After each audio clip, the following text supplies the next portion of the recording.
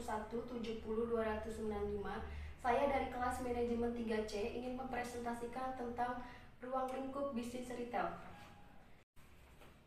Kata retail berasal dari bahasa Prancis, retailer, yang berarti memotong atau memecah sesuatu.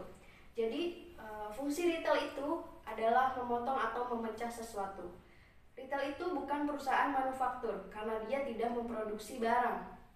Jadi perusahaan-perusahaan yang dikategorikan sebagai retailer atau yang melakukan kegiatan retailing jika perusahaan itu tidak memproduksi barang, tetapi perusahaan itu dapat memastikan untuk bisa menyampaikan produk, barang atau jasa sampai kepada konsumen akhir, bukan kepada pelaku bisnis. Bisnis retail dapat dipahami sebagai semua kegiatan yang terlibat dalam penjualan barang atau jasa secara langsung kepada konsumen akhir untuk penggunaan pribadi dan bukan penggunaan bisnis. Retail juga merupakan salah satu perangkat dari aktivitas-aktivitas bisnis yang melakukan penambahan nilai terhadap produk-produk dan layanan penjualan kepada konsumen dalam penggunaan atau konsumsi perseorangan maupun keluarga. Jadi, walaupun retail tidak memproduksi barang atau jasa, tetapi dia menyampaikan barang atau jasa tersebut kepada konsumen dan dia melakukan penambahan nilai. Penambahan nilai yang dilakukan oleh retail itu bukan memproduksi atau menginovasi barang, tetapi dia memberikan layanan-layanan kepada konsumen. Jadi contohnya misalkan retail modern dibandingkan dengan retail tradisional. Jadi misalkan penambahan nilai yang diberikan kepada retail modern itu misalkan berdasarkan pelayanannya. Kalau di retail modern, kita bisa memilih apapun yang kita inginkan, apapun yang kita mau, apapun yang kita butuhkan, dan kita bisa mengambil sendiri. Dibandingkan dengan retail tradisional, kadang penjualnya ada yang judes, jutek, terus kita tidak bisa memilih sendiri, jadi kita harus diambilkan oleh penjualnya. Nah, atau berdasarkan suasananya. Kalau di retail modern itu suasananya dingin, lebih terang, bersih, terus ada musiknya, terus disambut sama mbak-mbak atau mas-masnya, misalkan selamat pagi, selamat siang, selamat sore. Nah, beda dengan retail tradisional. Boro-boro kita disambut. Kadang kita manggil aja, ibu beli. Kadang yang jualannya nggak dengar karena lagi nonton TV atau lagi ngurusin anaknya. Jadi ketika kita ingin membeli sesuatu atau berbelanja, kita pasti mempertimbangkan banyak hal. Kenapa zaman sekarang banyak orang yang lebih senang berbelanja di retail modern dibandingkan dengan retail tradisional? Karena ada penambahan nilai yang dirasakan oleh konsumen. Anak kecil aja zaman sekarang misalkan ingin membeli es krim satu doang atau permen satu doang, itu harus beli di retail modern. Berarti itu adalah ada penambahan nilai yang dirasakan oleh konsumen. Jadi ketika manfaat yang dirasakan oleh konsumen lebih besar dibandingkan dengan biaya yang dikeluarkan, maka perusahaan itu memberikan nilai yang lebih besar dibandingkan dengan lainnya. Manajemen retail dipahami sebagai segala upaya yang dilakukan dalam mengelola bisnis retail, di mana di dalamnya juga termasuk pengelolaan yang terkait dengan keuangan, pemasaran, sumber daya, dan operasional bisnis retail. Saat ini tidak semua bisnis retail dilakukan di dalam toko. Perkembangan internet dengan cyberpace-nya mendorong lahirnya format retail tanpa toko. Jadi sekarang itu yang dikatakan retail itu bukan hanya yang ada fisiknya saja, karena sudah zamannya, sudah kebutuhannya, sudah gaya hidupnya, itu sekarang tuh sudah serba teknologi atau internet. Jadi semuanya sudah bisa dilakukan hanya melalui gadget saja. Contohnya di sini itu ada penjualan toko buku melalui gramedia-online.com. Nah, kalau Shopee atau Tokopedia itu bukan retail ya. Paradigma retail tradisional dan retail modern. Yang pertama, kurang memilih lokasi. Jadi untuk retail tradisional itu kurang memilih lokasi. Kenapa? Karena biasanya dia terkendala karena keterbatasan modalnya. Jadi biasanya ketika dia ingin membuka usaha itu yang dipakai adalah bagian rumahnya. Jadi contohnya misalkan ada garasi kosong, jadi dia dipakai untuk berjualan atau untuk membuka usaha. Nah, berbeda dengan retail modern. Kalau retail modern itu lebih mementingkan lokasi. Jadi ketika dia memilih lokasi, itu pertimbangannya sangat banyak. Dimulai dari misalkan aksesibilitasnya, keamanannya, fasilitasnya, itu perlu dipertimbangkan. Jadi misalkan kemudahan akses untuk sampai ke lokasi tersebut itu seperti apa. Jadi makanya retail modern itu lebih banyak ada di pinggir jalan dibandingkan dengan retail tradisional yang ada di gang-gang gitu. Nah, kenapa? Ya karena aksesibilitasnya itu. Yang kedua, tidak memperhitungkan potensi pembeli untuk retail tradisional. Kenapa? Karena dia mempunyai keterbatasan modal, jadi dia membuka usahanya itu ya apa yang dia punya. Jadi kan dia punyanya bagian rumahnya, jadi bagian rumahnya itu untuk dijadikan tempat usaha. Nah, jadi dia tidak memikirkan potensi pembelinya seperti apa, potensi pembelinya bagaimana. Jadi contohnya dia membuka usaha di rumah tanpa dia memikirkan ada banyak tidak masyarakat di sekitar, mereka kira-kira daya belinya bagus atau tidak, itu tidak dipertimbangkan sama sekali. Sedangkan retail modern itu ketika menentukan lokasi, selain aksesibilitasnya tadi, dia juga memperhitungkan potensi pembelinya. Jadi kan biasanya kan banyak yang nanya, kenapa Indomaret selalu berdekatan dengan Alfamart? Jadi misalkan Indomaret muncul di titik A, pasti nggak lama Alfamart juga akan muncul.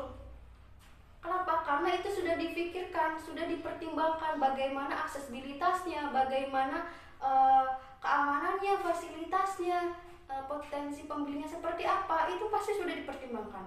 Berarti itu adalah lokasi yang tepat untuk dijadikan bisnis. Yang ketiga, jenis barang dagangan yang tidak terarah untuk retail tradisional. Jadi ya udah deh, yang penting laku aja. Jadi bahkan terkadang selera dari si penjualnya itu sendiri yang dipakai untuk menentukan barang dagangan apa saja yang perlu disediakan untuk dijual. Berbeda dengan retail modern, jenis barang dagangannya terarah. Kenapa? Karena sesuai dengan segmentasi pasarnya. Jadi dia memikirkan segmentasinya siapa, baik secara geografis, demografis, geodemografis, gaya hidup, dan lain-lain. Itu semua akan diperhitungkan sampai kira-kira barang dagangan tersebut itu ada di dalam toko. Yang keempat, tidak ada seleksi merek untuk retail tradisional. Kenapa? Ya tadi karena ya udah deh, yang penting barangnya bisa dijual, terus yang penting laku. Jadi walaupun mereknya apa saja, dia tidak memperhitungkan merek sama sekali. Jadi ya udah deh, yang penting jualannya ada yang beli gitu. Nah, berbeda dengan retail modern. Retail modern itu dia sangat memperhitungkan merek. Jadi biasanya ada 3 merek terbesar yang jenis barang dagangannya itu ada di dalam retail tersebut. Jadi contohnya misalkan klasifikasi sampo 3 teratas secara brand itu mereknya apa saja. Misalkan Pantene, Sunsilk, terus Zinc. Nah, itu akan dipastikan akan selalu ada di retail tersebut. Jadi ketika pangsa pasar secara rating mereka tertinggi, berarti itu barang termasuk jenis barang yang lakunya cepat. Jadi itu adalah barang yang dicari oleh konsumen atau barang favorit dari konsumen. 5. Kurang memperhatikan pemasok untuk retail tradisional. Jadi seperti yang kita lihat, itu biasanya di toko atau di warung-warung itu barang dagangannya kosong. Nah, itu karena biasanya penjualnya malas untuk belanja, uh, tidak ada waktu untuk belanja karena mengurusin anaknya, atau bahkan adanya percampuran antara uang pribadi dengan uang usaha. Nah, berbeda dengan retail modern karena pemasok itu fungsinya memastikan persediaan barang. Jadi itu harus, untuk retail modern itu harus karena uh, penting, lebih penting gitu. Nah, jadi karena komitmen mereka, tujuan mereka memastikan persediaan barang kapanpun, dimanapun, berapapun konsumen mau, itu harus ada. Jika barang sampai tidak ada, itu benar-benar sangat fatal. Jadi yang keenam, melakukan pencatatan penjualan sederhana. Jadi sebagian besar retail itu melakukan pencatatan penjualannya itu secara sederhana. Bahkan banyak retail juga yang tidak melakukan pencatatan sama sekali, baik pun secara sederhana pun tidak dilakukan. Gitu. Mungkin karena kurangnya pengetahuan tentang teknik pencatatan penjualan, atau bahkan kurangnya pengetahuan dan pemahaman betapa pentingnya pencatatan penjualan secara kontinu dan berkesinambungan. Nah, berbeda dengan retail modern. Jadi kalau retail modern itu transaksinya sudah menggunakan teknologi. Jadi transaksi keluar masuk barangnya itu harus jelas, harus ada. Yang ketujuh, tidak melakukan evaluasi terhadap keuntungan per produk. Jadi kalau di retail tradisional tuh ya udah deh, yang penting ada barangnya. Dia tidak memikirkan evaluasinya sama sekali. Uh, jadi biasanya kalau misalkan ada yang nawar, itu biasanya dia ya udah deh nggak apa-apa. Padahal mungkin keuntungan dia nggak ada. Berbeda dengan retail modern. Jadi dia mencari produk yang fast moving. Jadi keuntungannya yang didapatkan itu lebih banyak karena produknya cepat lakunya. Yang kedelapan, haruskah tidak terencana untuk retail tradisional. Jadi karena tadi ada sistem boleh ngutang. Nah, kalau yang ngutangnya satu mah nggak apa-apa. Ini 1, 2, 3 orang bayarnya akhir bulan, awal bulan dagangan penuh, akhir bulan udah nggak ada apa-apa. Atau bahkan ada pencampuran uang pribadi dengan uang usaha. Jadi keuangannya itu menjadi masalah gitu. Jadi tidak bisa untuk berbelanja lagi. Nah, berbeda dengan retail modern. Kalau retail modern itu arus kasnya harus jelas, keluar masuk barangnya harus jelas. Nah, agar strategi pengembangan bisnisnya itu lebih terencana. Yang kesembilan, pengembangan bisnis tidak terencana. Untuk retail tradisional itu nggak ada yang berpikir untuk membuka cabang warung yang baru di tempat lain, karena dari semuanya itu tidak termanage dengan baik. Berbeda dengan retail modern, lebih lengkap karena dimulai dari memilih lokasi sampai arus kas itu termanage dengan baik dan berkesinambungan dalam jangka panjang. Jadi artinya kalau misalkan satu toko itu bisa transaksi dan keuntungannya sekian, nah setelah bersih nanti bisa untuk membuka cabang yang baru. Fungsi-fungsi yang dijalankan retail. Yang pertama, menyediakan berbagai macam produk dan jasa. Jadi konsumen itu mempunyai pilihannya sendiri-sendiri, berbagai macam produk dan jasa. Jadi sesuai apa yang dia butuhkan. Nah, jadi fungsi retail di sini itu adalah menyediakan berbagai macam produk atau jasa, baik dari sisi keanekaragaman jenis, merek, dan ukuran dari barang dagangan tersebut untuk memenuhi kebutuhan konsumen. Jadi contohnya itu supermarket, dia menyediakan produk-produk kecantikan, kesehatan, makanan, dan produk rumah tangga. Fungsi yang kedua adalah memecah. Jadi memecah di sini adalah memecah barang menjadi size-size yang lebih kecil. Jadi jika produsen memproduksi barang atau jasa dalam ukuran yang besar, maka harga itu akan lebih tinggi. Sedangkan konsumen itu tidak membutuhkan barang atau jasa dalam ukuran yang besar, dan konsumen juga menginginkan harga yang lebih rendah atau lebih murah. Jadi fungsi retail di sini adalah menawarkan produk dalam jumlah yang lebih kecil sesuai dengan kebutuhan konsumsi konsumen secara individual dan rumah tangga. Fungsi yang ketiga adalah perusahaan penyimpan persediaan.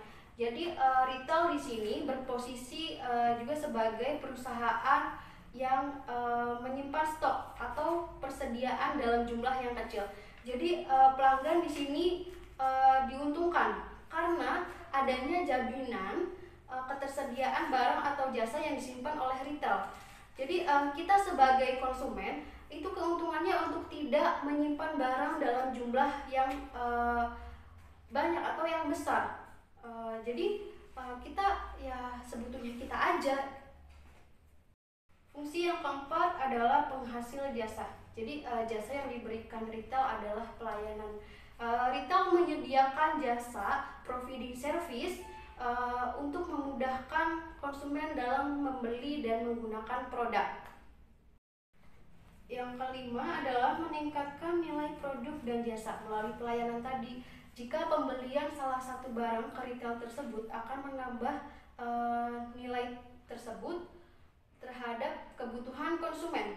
Jadi dengan menjalankan fungsi-fungsi tersebut, retail itu benar-benar dapat berinteraksi dengan konsumen akhir dengan menambah nilai atau barang yang dijual dan memberikan layanan. Karakteristik dasar retail. Yang pertama, pengelompokan berdasarkan unsur-unsur yang digunakan retail untuk memuaskan kebutuhan konsumen. Unsur-unsur yang pertama itu ada jenis barang yang dijual. Jadi retail ini ada toko makanan, toko pakaian, toko olahraga, dan lain-lain. Yang kedua ada perbedaan dan keanekaragaman barang yang dijual. Jadi perbedaan barang itu adalah jumlah kategori barang yang ditawarkan, sedangkan keanekaragaman barang itu jumlah barang yang berbeda. Jadi pada retail ini jenis barang yang didagangkan itu bukan cuma satu, jadi banyak. Unsur yang ketiga ada tingkat layanan konsumen. Jadi setiap retail itu mempunyai segmennya masing-masing. Jadi misalkan minimarket itu segmennya adalah masyarakat terdekat yang membutuhkan kebutuhan dasar. Berbeda dengan segmennya hypermart, itu sudah berbeda karena kelasnya sudah menengah ke atas. Dan kebutuhannya itu lebih banyak, jauh lebih banyak dibandingkan dengan minimarket. Jadi ketika segmennya berbeda, maka tingkat layanan yang diberikan pun akan berbeda. Jadi contohnya misalkan dia segmennya itu adalah orang tua, jadi dia menjual produk-produk yang diinginkan atau kebutuhan orang tua, maka tingkat layanannya pun akan berbeda dengan yang segmentasinya adalah anak muda. Karena orang tua kan mempunyai keterbatasan melakukan aktivitas, jadi ketika berbelanja pun dia harus didampingi, harus dilayani. Berbeda dengan anak muda yang lebih senang berbelanja sendiri, memilih sendiri tanpa dilayani atau didampingi terus-menerus. Nah, atau contoh lainnya itu ada retail itu melakukan delivery order, atau bahkan kan ada tuh toko boneka. Terkadang di situ itu ada free bungkus kado. Nah, itu adalah bentuk-bentuk dari tingkat layanan yang diberikan untuk konsumen. Yang keempat ada harga barang dagangan. Retail ini dibedakan dari tingkat harga dan biaya yang dikenakan. Jadi misalkan kita bandingkan minimarket dengan hypermarket, itu misalkan dilihat dari tingkat harganya, itu jauh lebih murah di hypermarket. Kenapa? Karena mereka menjual dalam kualitas yang lebih banyak. Nah, misalkan kita mau berbelanja di hypermart, mereka menjual barang lebih banyak dibandingkan dengan minimarket, maka harganya pun akan lebih murah karena ada biaya yang lebih rendah. Nah, jadi biasanya ketika bentuknya semakin kecil, maka harganya itu akan semakin lebih mahal. Nah, jadi minimarket itu mempunyai keuntungannya adalah di lokasinya karena dekat dengan konsumen atau dekat dengan masyarakat. Tetapi harganya itu lebih mahal dibandingkan dengan di hypermarket karena skalanya itu lebih besar. Jadi contoh lainnya adalah kita bandingkan antara toko online dengan toko offline. Jelas harganya itu berbeda, lebih murah di toko online.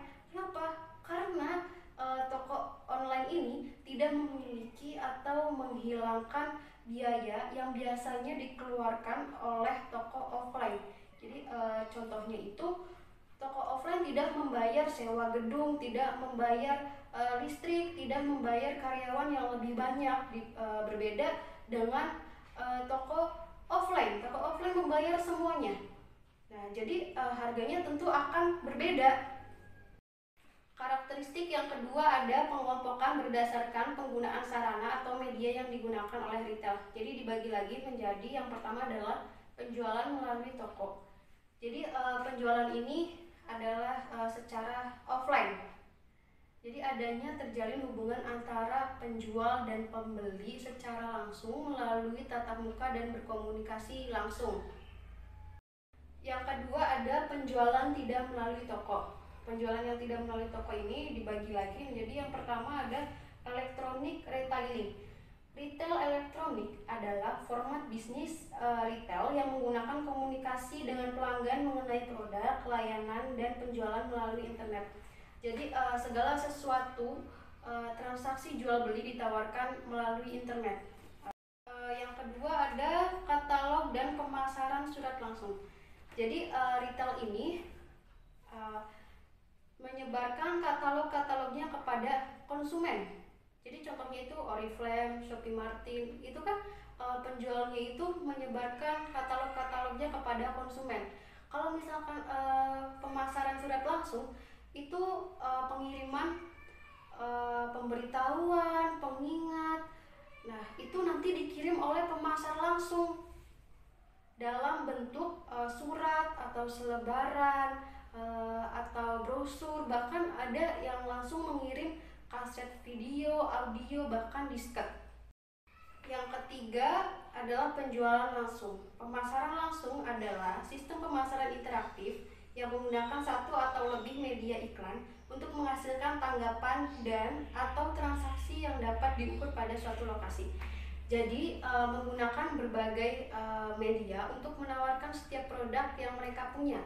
Walaupun pelaku retail biasanya tidak memiliki toko, jadi dia langsung memasarkan, menitipkan di mana-mana dan mengirimkan langsung kepada konsumen.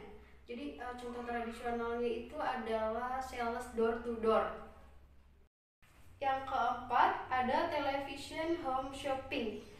Jadi penjualan ini melalui telepon. Contohnya adalah MNC Shop. MNC Shop ini menawarkan berbagai macam produk barang atau jasa yang terdiri dari perlengkapan dapur, perlengkapan rumah, kecantikan, olahraga, dan elektronik. Jadi kita bisa membeli lewat MNC Shop ini melalui menelpon ke call center yang melayani pembelian selama 24 jam. Lalu kemudian operator akan menelpon untuk memastikan lokasi pengiriman dan cara pembayaran yang diinginkan oleh konsumen. Nah, pembayarannya itu bisa melalui transfer ke bank, cash on delivery, dan credit on delivery. Lalu yang kelima ada vending machine retailing. Jadi sekarang juga sudah berkembang di mana kita bisa membeli barang nggak cuma datang ke toko, tetapi adanya vending machine yang bisa langsung transaksi. Jadi contoh di buku adalah Google meluncurkan Google Play untuk memudahkan konsumennya dalam mengunduh dan membeli aplikasi aplikasi Android. Jadi karakteristik yang ketiga ada pengelompokan berdasarkan kepemilikan. Jadi ini dibagi lagi menjadi yang pertama pendirian toko tunggal atau mandiri. Jadi retail ini didirikan dan dimiliki secara pribadi dan bukan bagian dari lembaga retail yang besar. Dan yang kedua ada rangkaian perusahaan. Jadi retail ini dimiliki dan dioperasikan sebagai anggota dari sebuah kelompok organisasi. Jadi ini banyak ya, bukan cuma satu. Jadi yang ketiga ada waralaba adalah retail yang dimiliki dan dioperasikan oleh individu tetapi memperoleh lisensi dari organisasi pendukung yang lebih besar. Jadi waralaba ini adanya hubungan kontrak kerja antara pemilik waralaba dengan penyewa waralaba. Dan bisnis ini biasanya dilakukan dengan pertukaran uang atau perjanjian untuk menjalankan bisnis dalam jangka waktu tertentu. Jadi misalkan Alfamart ini membuka peluang bagi investor jika menginginkan atau membuka gerai Alfamart. Jadi contohnya misalkan Alfamart ini menawarkan waralaba kepada masyarakat umum jika menginginkan Alfamart. Jadi sehingga nanti kita akan mempunyai Alfamart dan dari organisasinya, manajernya itu diatur semuanya sama seperti Alfamart aslinya. Lalu di sini ada peluang dalam industri retail. Yang pertama ada perbedaan dan perkembangan format dasar retail. Secara mendasar, format retail dapat dibedakan berdasarkan A. Pengelompokan berdasarkan unsur-unsur yang digunakan retail untuk memuaskan kebutuhan konsumen. B. Pengelompokan berdasarkan sarana atau media yang digunakan. C. Pengelompokan berdasarkan kepemilikan. Jadi dengan perkembangan kebutuhan konsumen, retail berkembang sejalan dengan kebutuhan konsumen tersebut. Jadi sekarang itu konsumen bisa membeli barang yang sama dari sejumlah retail. Contohnya perkembangan hypermart mulai mengancam keberadaan supermarket dengan format retail barang dagangan kategori makanan di Indonesia. Jadi tiap-tiap retail itu mempunyai segmen pasarnya berbeda dan bagaimana menggambarkan tren atau keanekaragaman barang dagangan yang semakin meningkat. Supermarket kan luas, sedangkan minimarket itu tokonya lebih kecil, makanya minimarket itu lokasinya ada di pinggiran kota. Jadi tiap-tiap format retail itu mempunyai menawarkan manfaat yang berbeda. Lalu yang kedua ada meningkatnya konsentrasi industri. Jadi saat jumlah format retail meningkat, maka jumlah para pesaing tiap retail itu akan menurun. Akibatnya banyak retail yang harus keluar dari format tersebut. Dampaknya itu adalah adanya persaingan tadi. Contohnya PT Matahari Putra Prima dengan format department store. PT Matahari juga masuk dalam format retail yang berorientasi makanan dengan membuka hypermarket. Sebelumnya hypermarket mencoba untuk masuk dalam format retail supermarket yaitu marketplace. Lalu yang ketiga ada globalisasi.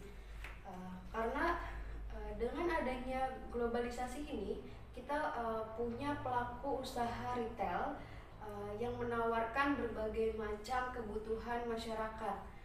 Tidak lagi hanya di suatu negara atau wilayah saja, tetapi banyak perusahaan yang berdatangan. Lalu di sini ada beberapa faktor yang mendorong globalisasi yang dilakukan para retail internasional tersebut, antara lain yang pertama, pasar domestik yang semakin dewasa. Jadi seperti di Amerika Serikat, banyak retail yang gagal karena memiliki produk-produk yang sama untuk dijual.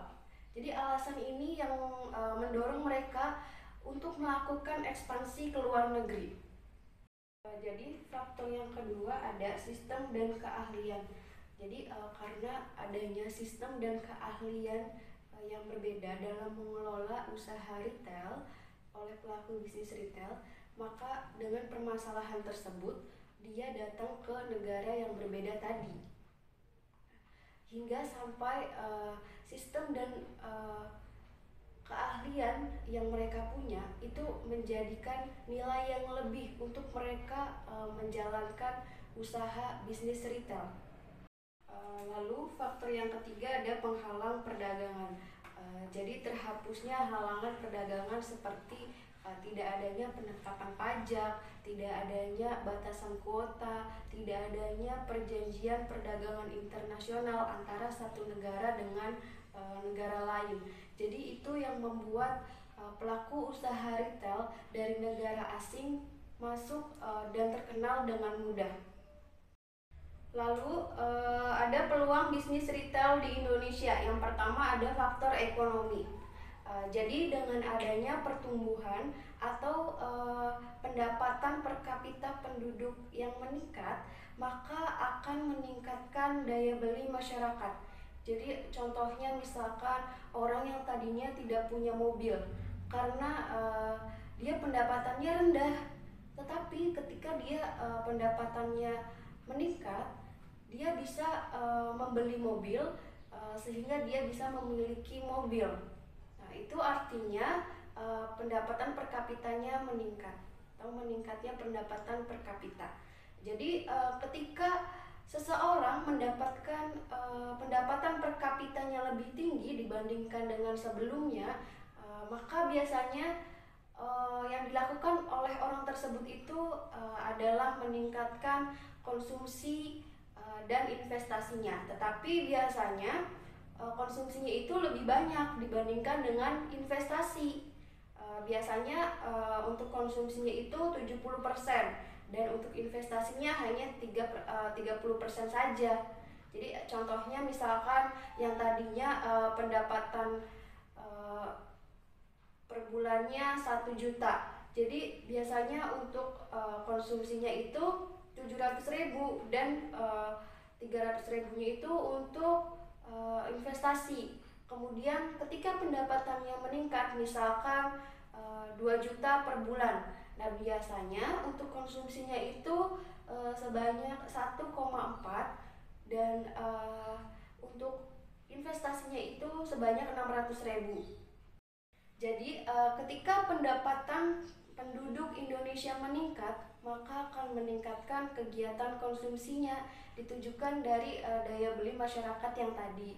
Jadi itu yang membuat masyarakat akan semakin banyak membutuhkan sesuatu. Jadi contohnya misalkan yang tadinya makannya hanya nasi sama telur aja sehari-hari. Karena pendapatannya itu rendah, tetapi ketika pendapatannya meningkat, maka makannya itu ditambah. Jadi misalkan ada nasi, telur, sama ayam. Terus ketika pendapatannya meningkat lagi, makanannya ditambah lagi. Jadi 4 sehat 5 sempurna itu terpenuhi. Dan itu artinya kebutuhannya semakin meningkat. Jadi ketika ekonomi meningkat, maka otomatis permintaan terhadap produk-produk yang dijual retail itu akan semakin baik atau semakin berkembang. Yang kedua ada faktor demografi. Faktor demografi penduduk merujuk pada profil kependudukan seperti tingkat pendapatan, pendidikan, etnis atau ras, agama, gender, status pernikahan, dan sebagainya. Berdasarkan data dari Boston Consulting Group 2013 menyatakan bahwa jumlah konsumen kelas ekonomi menengah di Indonesia sebanyak 74 juta jiwa dan diprediksi akan meningkat menjadi 141 juta jiwa pada tahun 2020. Hal ini merupakan potensi pasar retail yang sangat besar. Jadi dari tahun ke tahun jumlah penduduk di Indonesia itu semakin meningkat atau semakin banyak. Maka biasanya itu menjadi peluang yang menggiurkan bagi pelaku usaha retail karena kita mempunyai penduduk yang sangat banyak dan sangat potensial. Maka ketika penduduk semakin meningkat, maka akan meningkatkan pula kebutuhannya. Jadi contohnya misalkan ibu-ibu yang sedang mengandung, belum lahir aja dia membutuhkan asupan. Makanya ada produk susu kehamilan, vitamin untuk ibu hamil dan lain-lain. Nah, belum lagi nanti kalau sudah lahir bayinya, dia membutuhkan bedak, popok, baju, shampoo dan lain-lain. Nah, berbeda dengan ibu-ibu yang tidak hamil, itu tidak membutuhkan susu kehamilan atau vitamin untuk ibu hamil. Maka jadi ketika penduduk yang meningkat, maka akan semakin meningkatkan kebutuhan juga. Dan ketika kebutuhannya semakin banyak atau semakin meningkat, maka perkembangan retailnya itu semakin baik, semakin berkembang retailnya. Faktor yang ketiga ada sosial budaya. Faktor sosial budaya seperti terjadinya perubahan gaya hidup dan kebiasaan berbelanja. Jadi sebelum adanya retail modern itu sudah ada retail tradisional untuk memenuhi kebutuhan masyarakat. Jadi ketika kita ingin membeli sesuatu atau membeli kebutuhan kita, itu kita pasti datang ke retail tradisional atau ke warung-warung, ke toko-toko. Tetapi sekarang karena adanya perubahan gaya hidup, banyak orang yang lebih senang atau lebih suka berbelanja di retail modern. Kenapa? Karena berbelanja di retail modern itu lebih gaya, bangga, menyenangkan, adanya pengalaman yang berbeda. Terus juga retail modern itu bukan hanya ada kebutuhan sehari-hari saja. Sekian presentasi dari saya, kurang lebihnya mohon maaf. Wassalamualaikum warahmatullahi wabarakatuh.